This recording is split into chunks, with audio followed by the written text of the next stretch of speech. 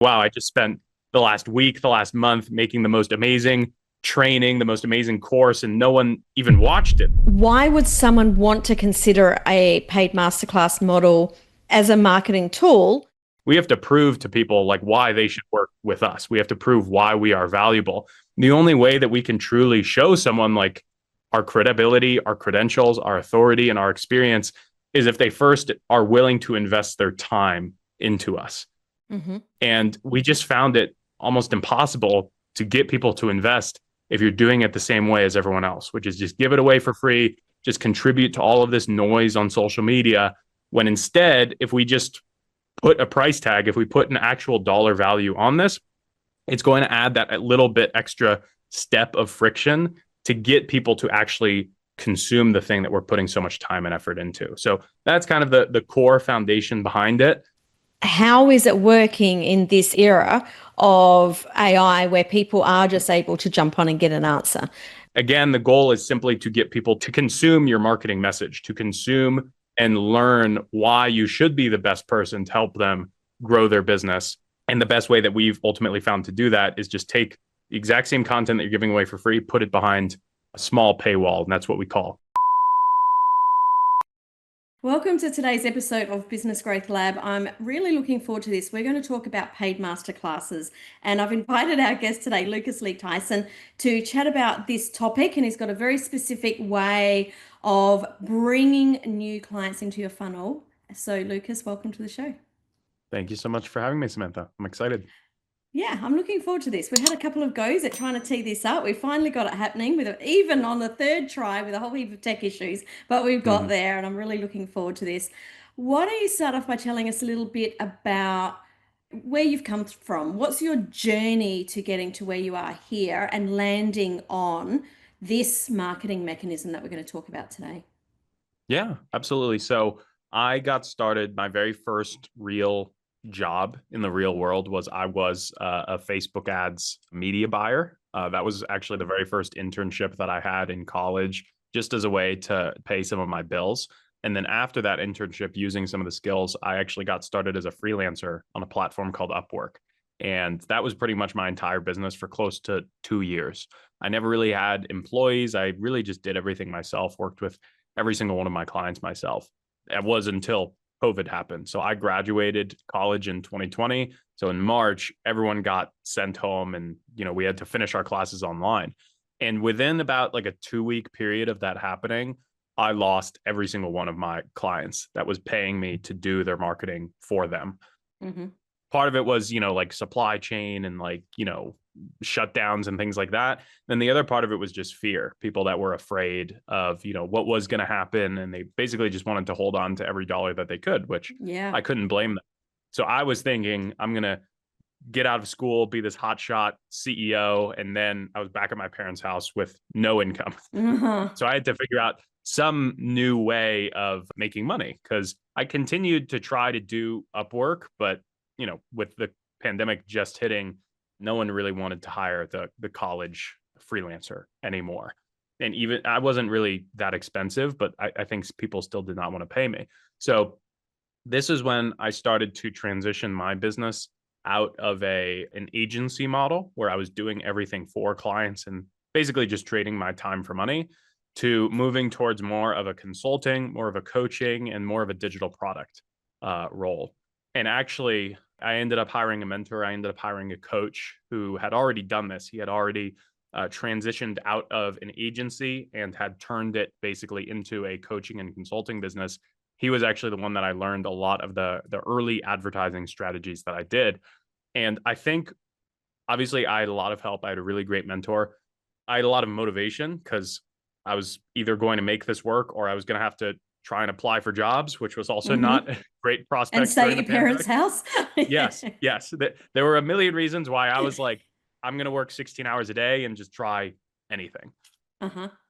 And I took the little amount of savings that I had left, basically just dumped every penny that I could into advertising. And what my mentor initially taught me, the very first month that I started doing this, I basically broke even. I spent maybe like 6,000 and made 6,000 back. But the important thing was the model that he had taught me and the model that I obviously really rely on now was that I was essentially selling a course. What I was doing back then, I'd priced at $1,500. We do it a little differently nowadays, but my mindset was if a business owner historically has paid me around like 1,000, 1,500 a month for me to do their Facebook ads, it would be justifiable for me to charge $1,500 one time for a business owner or a marketer or an aspiring entrepreneur, whoever, to learn how to do this themselves. And then they would never need to pay, someone like me. And I think because of the pandemic, that resonated more with people because they didn't want to have to pay for something every month. It made more sense, to be smart with your cash and try and do it yourself. And this was before AI or anything like that. So this was obviously an area that someone like me, a 22-year-old, could still carve out a niche for. But the very first month basically broke even. But the most important thing was it gave me data to operate off of. And actually, the second month of advertising obviously had a lot of help, had a lot of guidance. I spent around like 30, 40,000 and made almost 200,000 back in sales on this digital product that I had created. And since then, obviously seeing that level of success in my agency, I had never worked with maybe more than like 4 or 5 clients at a time. And in that month, I had like 80 people signing up for my course. That was when I was like, oh my God, this is just so much a better business model. And it's what people want to pay for. So I had all these signs kind of pointing towards it. So for the past 4 or 5 years, that's pretty much exactly what I've done. I pivoted away from digital marketing agency where I did everything for the clients. And now we teach the social media advertising. Initially, it was on Facebook ads. That was what the original course was about, was like how to run Facebook ads, how to run Instagram ads. And now recently, we teach a lot of YouTube advertising too. But that was kind of how I initially got started and, learned about this whole industry. Yeah. So I believe, I know that you haven't been in the industry long, but I also know you've been in the industry at a time where I've seen so much change. Yeah. The way the market was in 2020 was different to 2022. It's different to now 2025. Yeah. What are you seeing in the coaching industry right now? Well, the interesting thing, like I just said, during the pandemic, I think there was a big transition away from done for you work, like people wanting to hire out work and people really wanting to learn a skill, do things themselves, and hire to acquire knowledge. Basically, in the past year and a half, I've seen the reverse, the transition away from this. And I actually think part of it is obviously the pandemic was very unique time. People were at home, they had a lot of free time, and they wanted to be smart with their cash, so it kind of made sense. But in 2023, it was like, I think it was 2022, around 2023, ChatGPT came out. And since then, it has only exponentially gotten better and more intelligent and scarier in so many regards. And I've had, not only in my business, we've been affected by this, but in many of my clients, people that I consult and coach, they'll have products that have done well for 3, 5, sometimes upwards of 10 years. And they're telling me, they're like, I don't know what's happening. Like, it seems like we're speaking to the same amount of people, like we're still, doing all the same marketing, but people just aren't pulling the trigger. And I thought about this for a while, and obviously, I don't have a crystal ball, but my best guess as to why this is happening is because of ChatGPT and all of these different AIs, people are always kind of comparing what they would pay for in a course or a coaching or a consulting engagement versus just what ChatGPT or an AI could tell them. And I'll notice myself about this. Like, I have 3 different coaches and mentors that I pay for help with, business strategy and finance and things that I am not good at all. And these are people that I've already paid for. I have them basically in my corner for the next like 12 months. And I'll catch myself sometimes like not even bothering to like send someone who I've already paid a question, because I'm like, well, maybe ChatGPT can just answer this for me, and I don't want to bother them. And it's just so much more convenient. Just like how when Amazon really made a push for 2-day delivery, next day delivery, it would be almost unheard of now for an e-commerce business to say it'll take a week for your order to arrive. You'll be like, well, I could probably find something similar to this on Amazon. Until you don't live in Australia. Yeah. Where everything's longer. Yeah. Australia has not caught up to that yet. I can tell you that right now.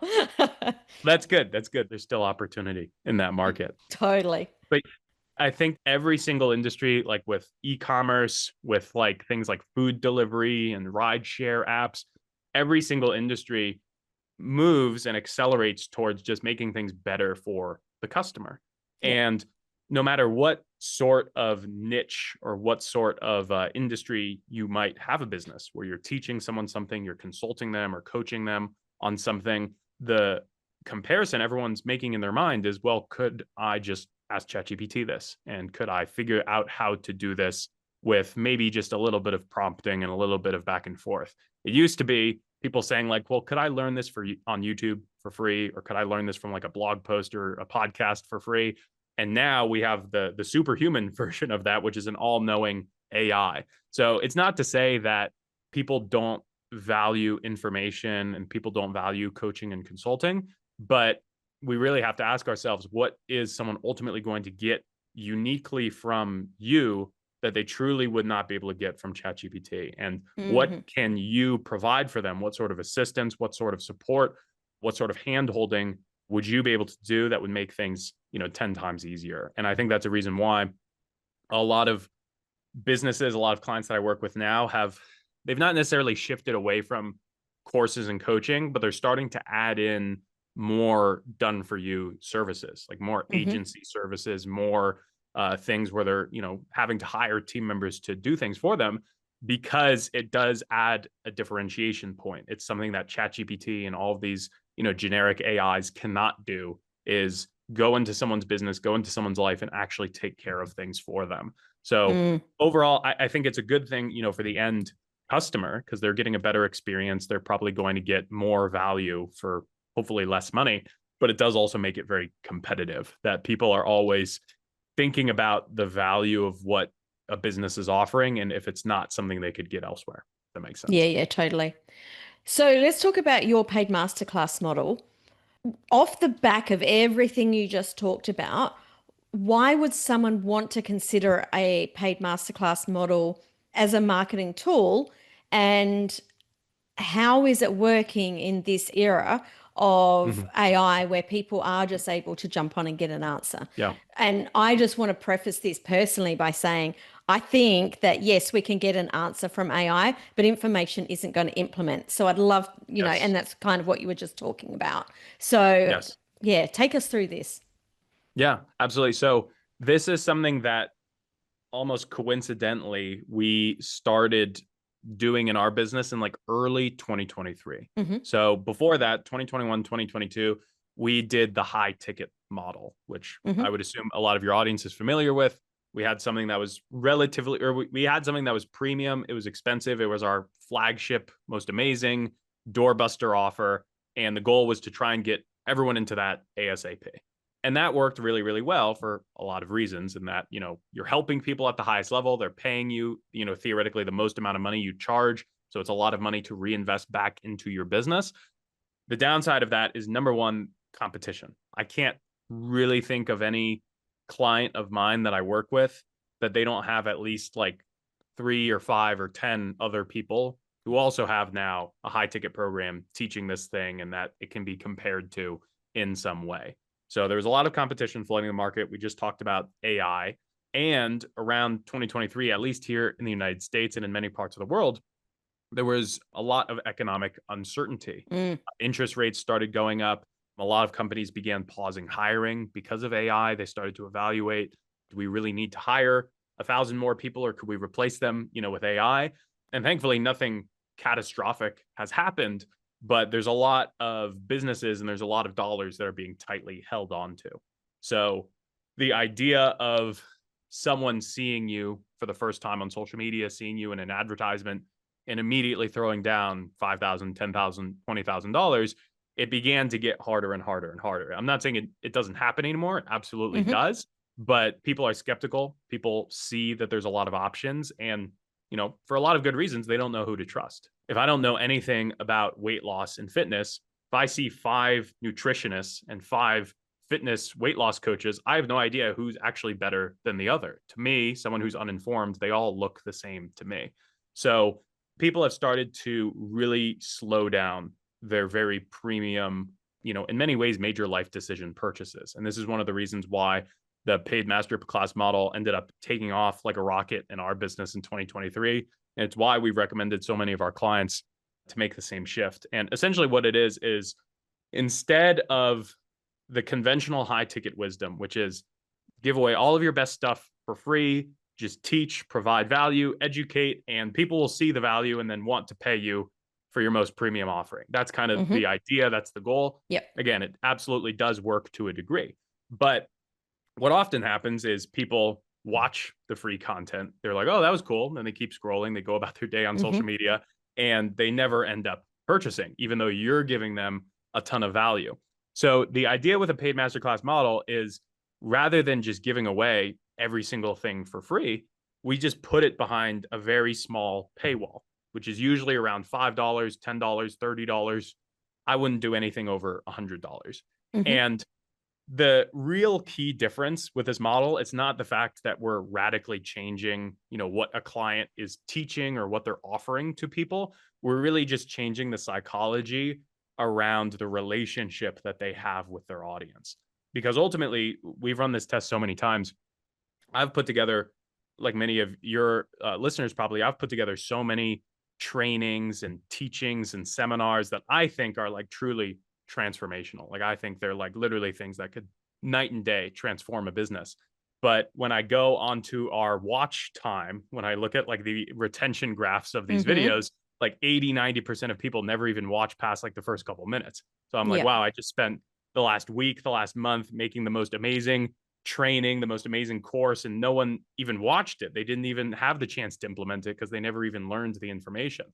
What we found, and it was kind of the whole idea of this model, was when we took those exact same things that we were putting all this effort into, and we were essentially giving away for free on social media and on our advertisements as lead magnets, when we just put a paywall in front of them, even if it was just like $7, $27, immediately the engagement rate went up. Mm-hmm. Immediately there were more people that were watching to the end, that were actually engaging with it. And even beyond that, to your original question, the amount of people that we would get follow-ups from who said, hey, I watched this training of yours and I did it and this is what happened. Like people who are actually following through on what we were teaching them, it was like a night and day difference. Like it was not even upwards of 5 to 10 times the amount of people who were actually implementing what we were teaching. And the whole reason that, you have to ultimately educate or teach someone, like I can't just go on social media and say, hey, I'm a marketer, give me $10,000. We have to prove to people like why they Mm-hmm. should work with us. We have to prove why we are valuable. The only way that we can truly show someone like our credibility, our credentials, our authority, and our experience is if they first are willing to invest their time into us. And Mm-hmm. we just found it almost impossible to get people to invest if you're doing it the same way as everyone else, which is just give it Yep. away for free, just contribute to all of this noise on social media. When instead, if we just put a price tag, if we put an actual dollar value on this, it's going to add that little bit extra step of friction to get people to actually consume the thing that we're putting so much time and effort into. So that's kind of the core foundation behind it. And there's a lot of people that will, teach all of these bells and whistles and different, modifications you can make to the funnels. But most of the ways that we do this are incredibly simple, like literally just a landing page with a headline, a video, and then a button to buy the thing that you're Mm-hmm. offering. Because the ultimate goal is not necessarily to get rich selling things for $7, $27. Again, the goal is simply to get people to consume your marketing message, to consume Mm-hmm. and learn why you should be the best person to help them grow their business, increase their productivity, lose weight, whatever it might be that you're helping them with. And the best way that we've ultimately found to do that is just take the exact same content that you're giving away for free, put it behind a small paywall. And that's what we call the paid masterclass model. Mm. I think the trust in the marketplace right now is so low, and everyone is saying how good they are. I can do that. And it's a whole Yeah. nother thing to actually show people and say, hey, come along with me and do this thing Yeah. and earn your trust rather than tell people that you're trustworthy. So I Yes. I love this. Yeah. Obviously, to be able to ascend people into something else, we're going to have to provide them a quick win in this masterclass. So, to Mhm. be able to do that, what's the basic structure of flow that you're using in that paid masterclass so that people don't think, oh, I got everything I need in that $7 and I don't need to work with them anymore? Yes, great question. The ultimate goal, and this is something that, I think any subject matter expert deals with, is sometimes the problem of over teaching.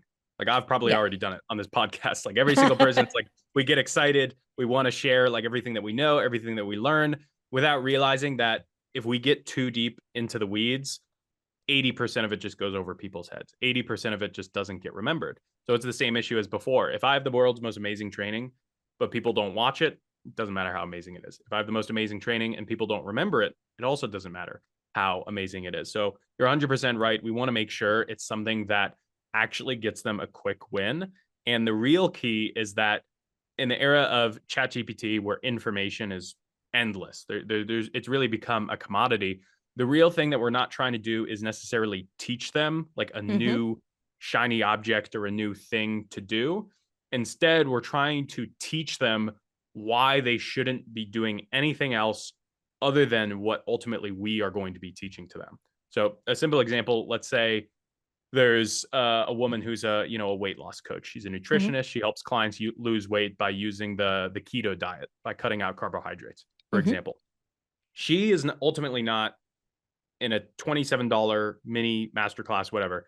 She is not going to be able to help someone lose 10 pounds, 20 pounds. It's just not going to Mm-hmm. happen. The amount of people who are going to watch it, consume it, and actually implement the actions that are required to lose that weight, it's a tiny percentage. But what she can do, what would be really valuable for everyone that buys that and everyone that watches that, is showing people why it's a major waste of their time and effort to be doing a lot of the traditional weight loss diet advice, like constantly restricting calories, doing these really grueling workouts, doing all of these things that are in many ways miserable and they're not sustainable over the long term. The only goal she would ultimately have with her paid masterclass is convincing people why they should just focus on cutting out carbohydrates. If that happens to be like her unique Yeah. angle, her unique mechanism. Because if someone pays $27 and they feel like, wow, like if I don't have to add anything extra to my plate, but I just need to stop doing all of these things that she just told me are a massive waste of time. That is a huge mental win because now I know all of the things to avoid. And to your point, in the era of ChatGPT and AI and information overload, people have no idea what is worthwhile and what is worth Mm-hmm. doing versus what is going to be a major waste of time. So the example that I gave before, if I'm someone who's trying to lose weight and I see 10 different nutritionists, 10 different weight loss coaches on my social media feed, they could all be saying different things. One of them could be saying, cut out carbohydrates. The other one's saying, you need to lift heavy weights. And then the other one is saying, no, you need to run 10 miles every single day. I have no idea who's right and who's wrong. So ultimately, the person, the coach in that example who's going to win that customer is the one who sells their method better, the one who sells why all of those other things might work sometimes, but they're probably going to be a big waste of time and effort for most people. It's not going to bring you the results that you want. And here's why you should do it my way. Because, like you said before, in the era of overwhelm, in the era of distrust, anytime people feel like you're just talking about yourself and how amazing you are and how amazing your clients are and all the amazing results that they're getting, people's warning bells immediately start going off in their head. They're like, I've heard this before. This is a sales pitch. Here comes the high ticket program, Mm-hmm. whatever. Mm-hmm. Mm-hmm. But if I'm selling people instead on my idea, if I'm simply selling people on why cutting out carbohydrates is going to be the best way for you to lose weight. And here's a study from Stanford and Harvard and all of these scientific researchers that prove that this is scientifically the best way to do it. I don't even need to talk about myself. I don't even need to show them a client testimonial because I'm helping eliminate the mental effort of thinking about should I be doing this or that or any of these other million things that I've heard about on social media. So when we work with clients and we help them, really clarify their message and ultimately what they're going to be marketing inside of their paid masterclass, we really try and strip everything away and really get down to the core of what makes them different from all of the other competitors that that are also kind of promising the same result. And then we want to have an argument, essentially, just like a lawyer in a courtroom. We want to have an argument about why all of these other things that these competitors are saying you should be doing are ultimately a waste of time. And here's why you should Mm. be doing my way, my specific thing instead. And that's ultimately, like we were talking about before, that's going to be the way that you get that quick win with someone. And it builds a lot of trust, it builds a lot of belief, so that then they're much more likely to want to work with you at a higher level. Mm.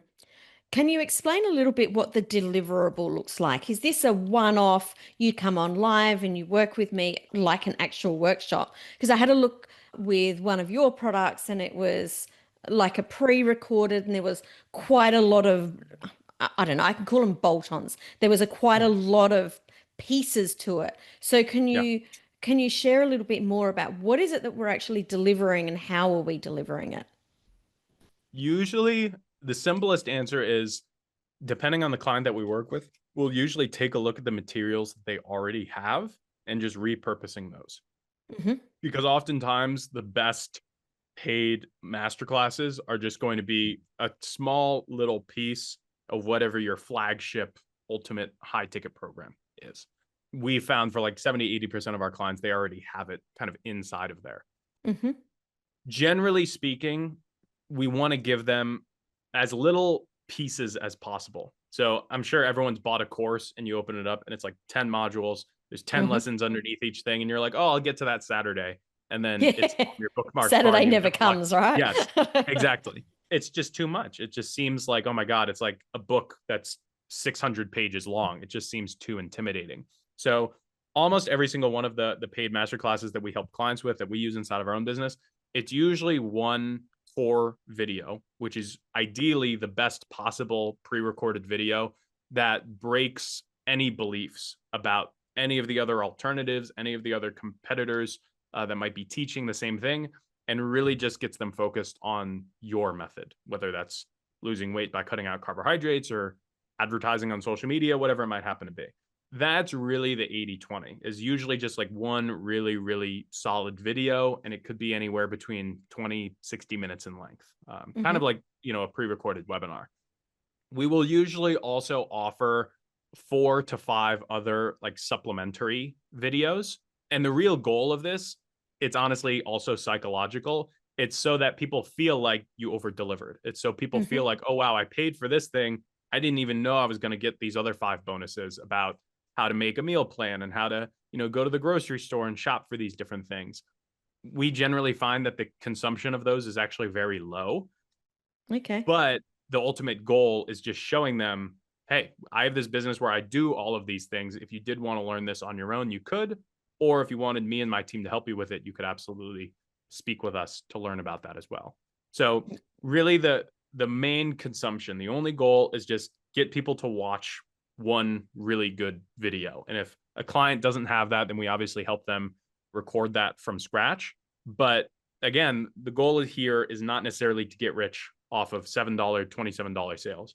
It's to have this be that first foot in the door transaction, that first Hmm. interaction that you have with a customer to really impress them, to really show them that this isn't a scam. This is something that like actually delivers real value, and to eliminate all of the other alternatives, to eliminate any of the other competitors that they might be thinking about, and ultimately get them focused on working with you. Mm, So that then, if you do have, kind of a flagship high ticket program, then they're excited to do that as well. yeah. How are you seeing, or what are you seeing is working in regards to paid ads? Because I'm a big believer that you do need paid ads to build your audience, to grow your audience. Are you seeing Meta ads working well, YouTube ads? And if it's a mixture of both, is it a niche that's doing better in what? Where should people look for this? Yeah, great question. We do a mix of both. It sways back and forth, kind of like the percentage. I would say most of the clients that we have on YouTube right now are very financially focused. So it's usually like business consultants, business coaches, investment advisors, investment coaches, things like that. I would guess that those do really well because there's already really established categories for those things on YouTube. So if I Mm, teach hmm. people, business operations, like how to spend less hours working in your business and on your business, there's a million business YouTubers I could put that ad right in front of. And it's very, very easy. And they're already watching videos on it. It's easy to take them to my sales funnel that's mainly videos. If you have something that's a little more, I guess you'd say, consumer focused, like we have one client who actually literally just teaches dog training, and it's like a course about dog training that does amazing on Instagram, because you can imagine it's a Yeah. perfect match for people just scrolling and kind of wasting time. And we just advertise it right in front of people that already say that they're pet owners. So there's not necessarily a perfect formula, but I think the benefit of YouTube is that the attention spans are slightly higher, which makes sense. You know, people are intentionally watching videos, which are usually like 10 to 15 minutes long.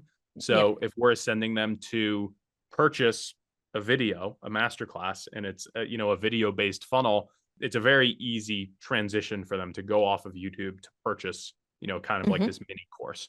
Facebook, Instagram, there's definitely money to be made, but the attention spans are a little shorter. So the more explanation your product needs, the harder it's generally going to be. But Facebook, Instagram, just like for e-commerce, it's great for visually easy to understand products. Like if someone can just kind of get it from the first glance or within like 30 seconds of, watching a video, then it's really easy to get those impulse purchases from people who just want to buy something right then and there. Yeah. But it's a pretty even split, in terms of clients who do both. Yeah, I love that. What do people need to really keep in mind when they're running their ads to cold traffic? I think one of the biggest things is, and we've talked about it a little bit so far, is that people ultimately do not care about you. They care Yeah. about how you can help them. The odds are very high, no matter where you advertise, Facebook, Instagram, YouTube, the odds are very high that your ad is not the first one they've seen for whatever it is that you're doing. You're not the first business coach, investment coach, dog training coach that they're ultimately seeing. So the most important thing is not necessarily being better, because like I said before, if I'm uninformed about weight loss and I see 10 weight loss coaches, I don't know who's better than the other. I just know that they're all saying different things and I don't know who to trust. The real key is ultimately being different. And it's why kind of this approach of the paid masterclass model of not necessarily selling yourself or selling your results, but instead selling an idea, selling why someone should do a specific way or a specific mechanism. And that's ultimately, a lot of your advertising. We find that the less we talk about how amazing we are, how amazing our clients are, all the results that we help people achieve, and the more we just focus on the angle of what we are selling, the idea of ultimately what we're teaching to someone, those are the sorts of things that do really well. And obviously makes sense, because if you look at the videos that just naturally, organically go viral on social media, they're not sales pitches. They're not, oh, I lost 10 pounds and so did my clients, or I made $1 million. They're usually kind of like interesting facts, or they're like shocking things that you feel like you've never seen before. So the easiest hook, almost the easiest way that we script every single one of our clients' ads, we always start with the 3 words, did you know? We always try and put our clients' first ads into that format, because we know it basically forces you into trying to think of a fact or a statistic or something curiosity inducing that the audience has never heard before. Like, did you know people who cut out carbohydrates lose weight faster than people who work out 10 hours a day? If I heard that, I would be like, oh my God, I didn't know it was Tell that me easy. more. Yeah, exactly. Yeah. Versus if I start out the ad saying, I used to be 100 pounds overweight and now I have a 6-pack, people are like, I know what this is. And they just scroll. And it Yeah. doesn't matter how much better your results might be, because again, the audience has no idea of differentiating what's real, what's fake, what truly is better than any of your competitors. So the key is really trying to shock them, trying to spike curiosity with differentiation. And that's why we really like that did you know opener on the hooks. Yeah, I love that. I'd love to know, you talk about an ascension model. I hear a lot of people talking about why ascension models don't work, because people don't just automatically go, I'll buy this low ticket and then I'll buy this higher one and then this Mhm. higher one. Is this part of more of a flywheel where people can kind of come in wherever? And I'd love to know, like in your business specifically, or is it this is the only thing that you put in front of people and then you ascend them? Really great question. It's more of the latter. I would agree with you. I don't think it's natural to force someone into an ascension, or I've heard some people call it like a ladder, where first you Yeah. go on this step and then this step. That's not really how any huge business works. Like, Hmm. Apple does not force you to buy the headphones and then the phone and then the computer. Like, Hmm. that would just be weird. It's like I walk into Apple, I look around, and I kind of decide what I want to buy. Apple, I think, is a great example of that. Same with Disney, Hmm. because both of them have these very cohesive ecosystems. It's almost like an ocean or a library of products that you can fall in love with, and you could buy everything if you so desired, or you could go in and just get the headphones for 200 bucks. You can go to Disney World and the tickets are like $100, or you could leave with like $3,000 worth of merchandise and hotel tickets. So Hmm. both of them are really great examples where the foot in the door to enter into the business and experience like the value that they offer is very, very low. Like, probably the cheapest thing that Apple offers is either like the headphones or the watch. It's a couple $100. The computers are obviously like three, five, $10,000 sometimes. But if I've already bought the Apple headphones and I'm like, wow, they're so easy, they just connect to my phone automatically, I can just slide them in, they're amazing. I'm going to expect that if I spend $5,000 on the computer, it's probably going to be a similar experience. And that's, I think, the reason that Apple has done so well for so long. Same is true with Disney. It's obviously a completely different type of company. But if I've gone to Disney World once and I just got the normal ticket, I went around, I went on a few rides, the next time I go back to Disneyland, I'm going to be a lot more likely to get the fast pass and, buy all these Mm. different merchandises and get all these extra packages, because I know that they have a reputation for delivering ultimately Hmm. with me. And I like using Apple and Disney as examples because they are two businesses that are very different, but they have extremely high returning customer rates. I think Hmm. Apple is over 90%. So over Yeah. 90% of Apple's customers have at least two of their products. And Hmm. Disney, if someone goes to the Disney park once, they're 80% likely to return at least one more time. Wow. They're So, both really high numbers. yes, yeah. And when you look at, a lot of information or consulting and coaching based businesses, I think there's a lot of misinformation where, or it's not misinformation, but I think it's a little outdated, where the goal is just to kind of try to hit people over the head with the most expensive thing right out of the gate. When in reality, and I kind of understand why that happens, but if we shift our focus to that returning customer rate, just like Apple, just like Disney, if I think about, if I knew that 90% of my customers would come back and do business with me again, I don't care how much they spend with me on day one. They can spend Mm. $5 with me because I know they're going to come back, and they are eventually going to be willing to spend 500, 1,000, $10,000 if I've already delivered that great experience the first time. So Apple obviously does this. Disney obviously does this. If you look at the Fortune 500, almost every single business will employ this in some way. And to me, it just feels like a more natural progression to a business relationship. So 100%, I'm with you that I don't 100% agree with like the forced ascension. Hmm. I do 100% believe that you should meet people where they're at. And there Mm. are absolutely people who are like, I need this solved ASAP. I'll pay you 10,000, 20,000, whatever it'll cost. Just help me with this right away. Like, there'll always be those people, but that's generally not going to be the majority of people. Hmm. Majority of people are not going into Apple, never having used an Apple product, and they're like, give me the $10,000 computer. They're probably going to baby step their way into it. And I think this paid masterclass model is a very organic way of modeling that for selling coaching, consulting, and information, similar to how they do it. Yeah, I love that. For people that have listened to this episode and they want to stay connected with you and learn a little bit more about what you do, how can they do that?